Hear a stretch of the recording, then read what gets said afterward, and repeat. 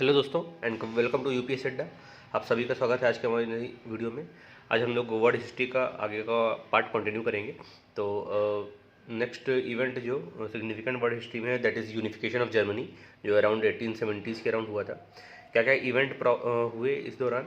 तो जो French revolution 1783 था, it led to the rise of nationalism in whole of the Germany and desire of unification among Germans was a product of this French nationalism, जो कि अपना French revolution से start हुआ था।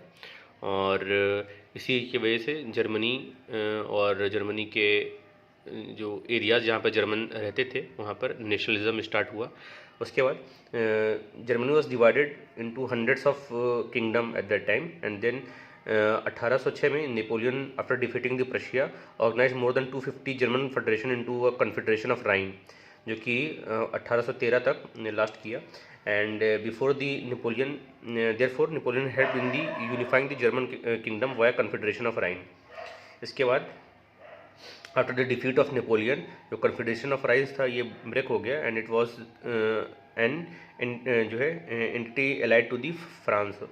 1815 में जो कॉन्फ्रेंस ऑफ वियना की वजह से जो क्रिएटेड हुआ German confederation, and this German confederation it has 38 German kingdoms और part of Prussia, part of Austria और Denmark was also its member. और जो जर्मन कन्फेडरेशन था was not a country but like a international organisation.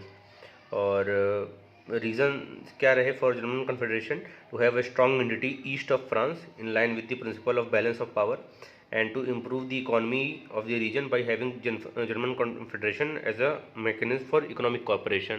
तो ये main उनके थे reasons. फिर 1834 में ज़ोल्वरीन जो था it was a custom union form by the Prussia and had 18 German kingdoms.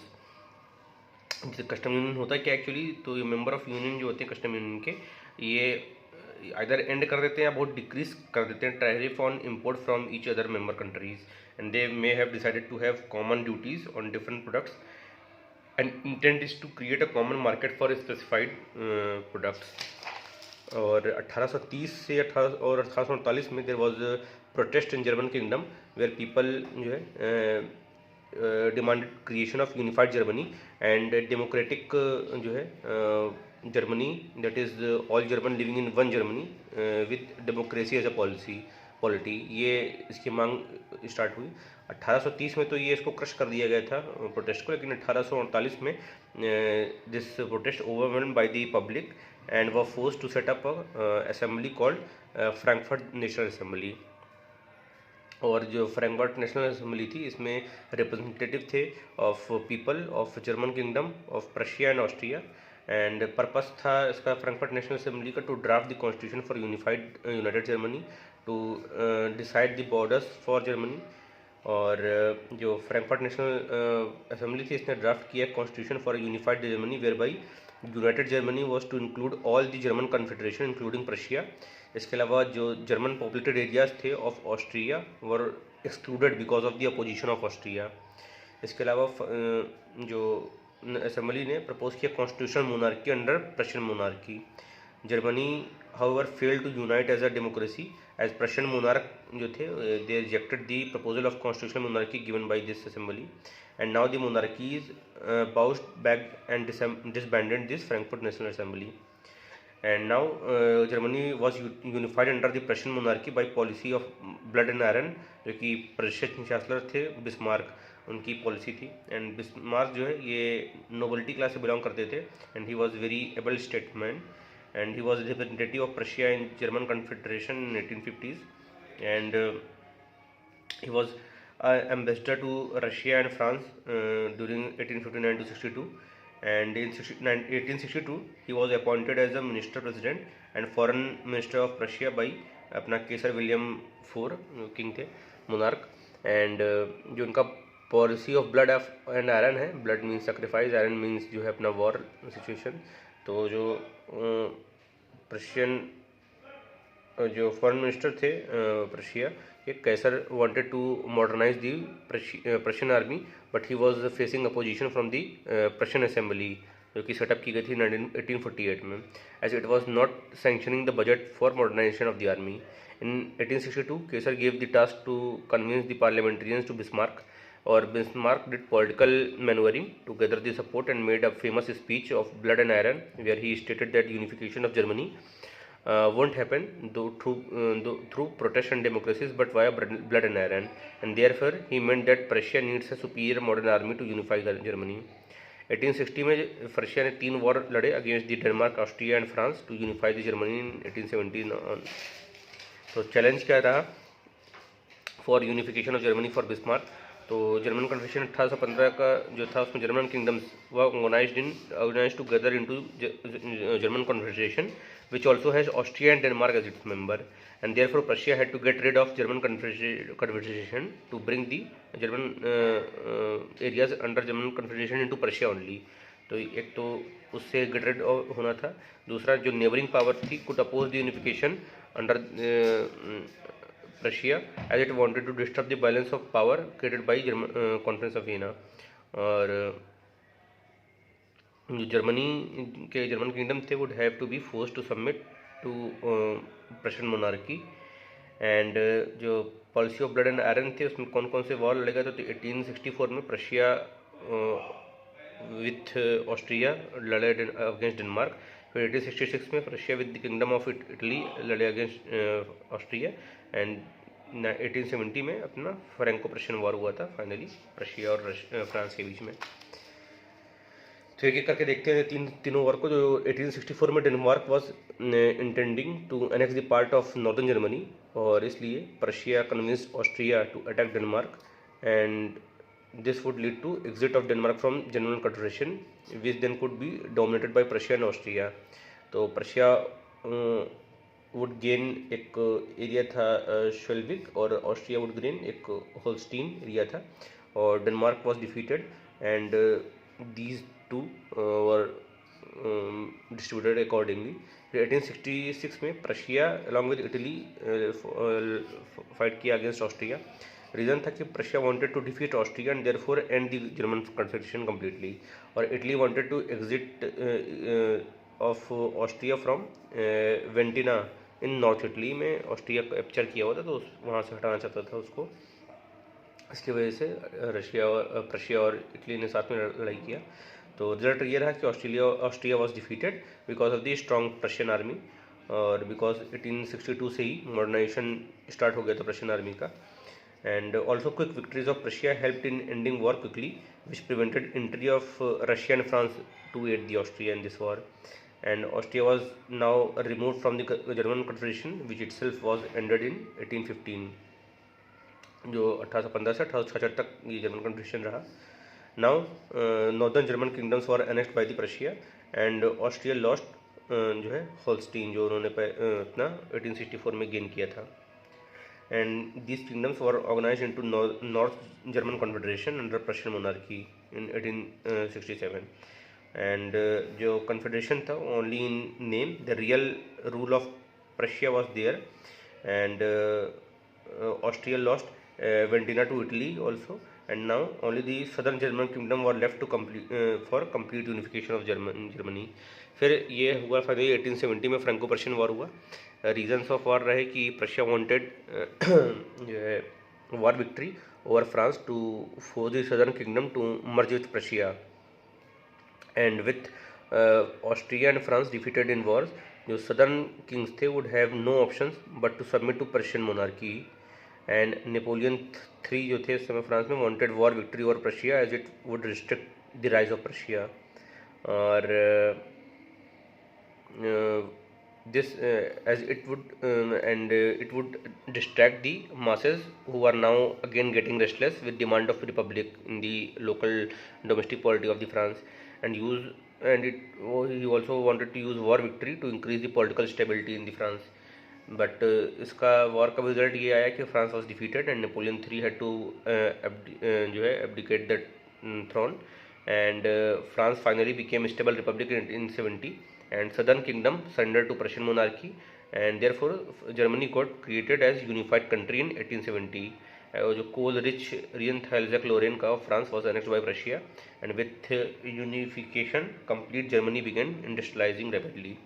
और 1860 में it saw the failure of conference of Vienna जो 1815 में बना था, as its member themselves waged war and Germany finally emerged as the big and strong power in the mainland Europe.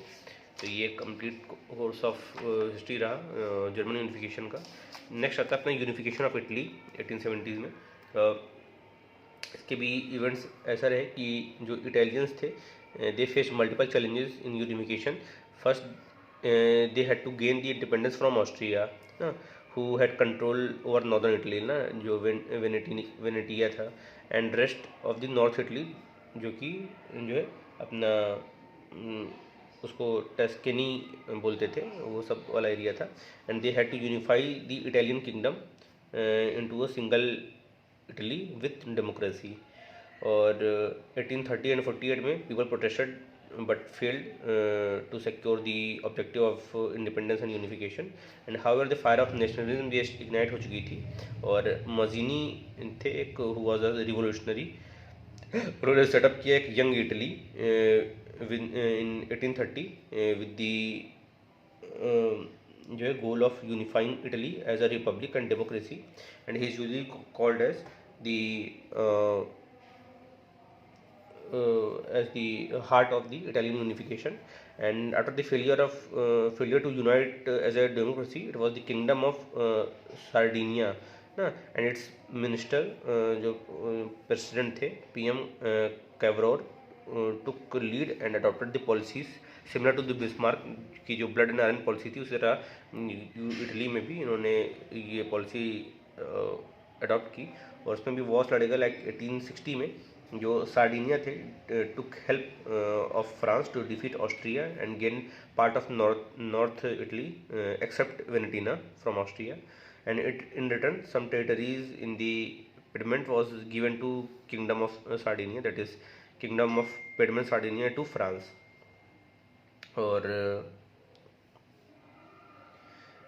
1860 में जो है अपना गैरिबल्डी थे एक revolutionary who was member of Young Italy and his followers called as red shirts, and he attacked the kingdom of two Sicilies ना, that is Sicily and Naples. और ये अंदर थी Bourbon dynasty with the help of guidance of kingdom of Sardinia, and they oppressed peasants supported the Garibaldi and his red shirts जो उनके organisation थे। और 1860 में therefore the kingdom of Italy was established under the Sardinia monarchy having जो है Piedmont, Sardinia, North Italy except Venetia and Sicily and Naples। और Garibaldi is called as sword of Italian unification, and Sardinia और Cavour जो monarch थे called as the brain of Italian unification. फिर 1866 में Italy took help of Russia to defeat Austria, जो भी हम लोग देखे, to brought Venetia under the kingdom of Italy. 1870 में France was the protected of papal state ना, but it was engaged in Franco Prussian war which it lost ना, Franco-Persian war तो हार गया, and therefore with weak France Italy made use of opportunity and annexed the papal state from France। और इससे finally जो है Italy पूरा unify हो गया, पहले में नॉर्थ इटली, फिर अपना सदर्न इटली, वेनेटिया, दो सिसिलीज एंड पेपल स्टेट ना, ये सब यूनिफाई हो गए और इटली एज अ नेशन बना। अगर यूनिफिकेशन ऑफ जर्मनी और यूनिफिकेशन ऑफ इटली को हम लोग कंपेरिजन में देखेंगे तो जो है पीपल फेल्ट वन ना because of same culture, language and history in both the unification process. One kingdom is in lead ना, लाइक रशिया में अपना प्रशियन किंगडम, जर्मनी में प्रशियन किंगडम और Sardinia kingdom in Italy.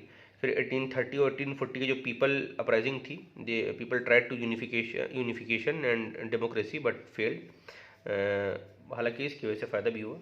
And दो the wars that unification taking place, ये जो है gradual editions of territory इसमें हुई वार्स के थ्रू वार्स। फाइनेंशियल जो फ्रेंच रिवोल्यूशन था 1789, it generated spirit of nationalism in the Europe, उसने भी हेल्प किया। और जो है की डिफरेंसेस जो की पर्सनालिटीज़ जो है इसमें जैसे इटली में फ्रांस मतलब जर्मनी के लिए बिस्मार्क ने, और इटली के लिए गैरिबाल्डी, और जो मोनार्क थे उन्होंने की पर्सनालिटी जो थी उन्होंने इम्पोर्टेंट रोल प्ले किए। और इसमें यूनिफिकेशन तो हुआ ना, लेकिन कंप्लीट डेमोक्रेसी ज़रूरी नहीं थी कि आई। और डिफरेंसेस क्या रहे दोनों में, तो Italy had well defined geographical border and therefore no dispute over which the areas to be part of Italy. Italy तो ऐसा जियोग्राफी है कि दोनों तरफ सी है, नॉर्थ में एल्प्स माउंटेन्स हैं, तो क्लियर कट जियोग्राफिकल वो है, बाउंड्रीज है। Whereas in Germany issues over to include German confederation of जो जर्मन कॉन्फेडरेशन की कौन सा पार्ट लागू एनेक्स करना है, कौन सा नहीं करना है, उसमें काफ़ी डिस्प्यूट रहा जर्मनी में, देखिए इटली में ऐसा नहीं था। And Prussian kingdom was much more powerful, और इसीलिए in Italy needed help for unification, जबकि प्रशिया ने अपने दम पे यूनिफिकेशन किया। Also the revolutionaries played greater role in the Italy, और 1848 में German was more successful through Frankfurt national assembly, और contribution of Napoleon was more in the unification of Germany, जो कि कॉन्फेडरेशन ऑफ राइन जो है सबसे पहले नेपोलियन ने बनाया था। तो ये की डिफरेंसेस रहे। तो this is for the unification of Germany and unification of Italy, और इसके आगे का पार्ट हम लोग नेक्स्ट वीडियो में कवर करेंगे।